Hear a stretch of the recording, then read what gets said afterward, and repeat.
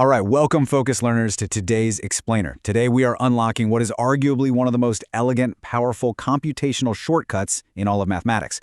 We're going to take a concept that, often looks incredibly intimidating when it's written out on a chalkboard, and we're just going to strip it right down to its core mechanics. We are demystifying Green's theorem. Now, if you've ever felt completely bogged down by brute force calculations in advanced calculus or physics, well, you're going to absolutely love this. It's a mathematical pivot that basically transforms grueling, mind-numbing work into pure efficiency. Okay, let's dive into this with a real-world engineering problem. Imagine you need to measure an enclosed space, but actually scratch that. It's not a perfect square or a neat triangle or a standard circle. What happens when you have to calculate the area enclosed by a complicated, wildly curved, totally irregular boundary? Maybe it's the footprint of a strangely shaped plot of land, or, say, the cross-section of a custom-engineered mechanical part. The real world doesn't always deal in perfect geometry, right? So how do we tackle this mathematically when we just don't have a simple, standard formula to plug numbers into? Well, historically, the intuitive approach is, frankly, just a brute force method. To find the area of that complex enclosed shape, you'd calculate it directly by integrating over every single point of that two-dimensional interior. You're essentially mapping and summing an infinite number of tiny data points across a really messy surface. It is a total computational nightmare. It eats up massive amounts of time, especially when those boundaries undulate unpredictably. There just had to be a way to capture this information without getting completely lost in the weeds of the interior. And that is exactly where the hero of our explainer steps in. Enter Green's theorem. This theorem provides the ultimate shortcut. Formally speaking, Green's theorem relates a line integral around a simple closed curve to a double integral over the region enclosed by that curve. But, in simpler terms, it creates a mathematical bridge. It connects the circulation, or the movement happening exclusively along the outer boundary of a shape, directly to the behavior happening throughout the entire enclosed area inside. It proves that these two seemingly completely different measurements are intricately, mathematically bound to one another. Now, what's really interesting here is the stark contrast in what this theorem actually achieves. On one side, we have the double integral. That's your dense, grueling point-by-point calculation of the 2D interior. But on the exact opposite side, the line integral represents a clean, continuous path strictly along the boundary curve. And Green's theorem?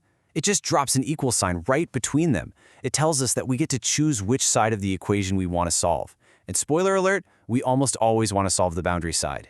This brings us to the core conceptual shift, which is simply this. Rather than analyzing every single point inside a two-dimensional region individually, Green's theorem lets you analyze what's happening just along the boundary curve. Think of it like a universal translator. It takes all of that complex, dense interior area data and translates it perfectly into equivalent, vastly simpler boundary line data.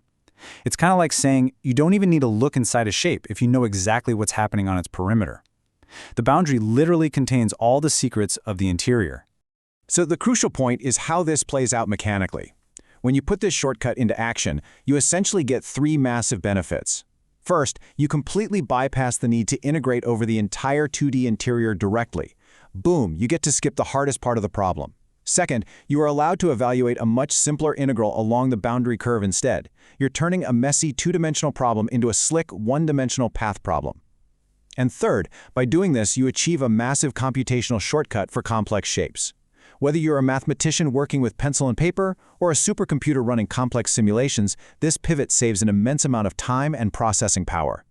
Let's move on and see how this builds, because this concept doesn't just stay on a chalkboard. Since mathematics is the language of the universe, a shortcut this powerful gives engineers and scientists literal, real-world superpowers to understand and manipulate our physical and digital environments.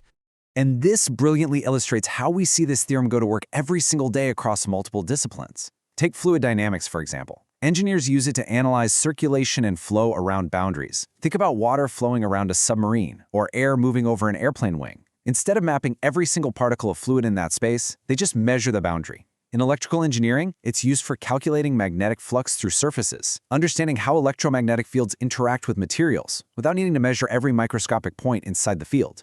And in computer graphics and geographic information systems, or GIS software, utilizes this exact theorem to efficiently calculate the enclosed areas of complex, irregularly shaped regions. That's how we render realistic digital landscapes or map shifting weather patterns. Our modern physical and digital infrastructure relies incredibly deeply on this exact boundary to interior translation. But as we marvel at how perfectly this all works for two-dimensional regions, flat surfaces, maps, 2D cross-sections, it naturally begs a pretty massive, exciting question. Our physical world isn't flat.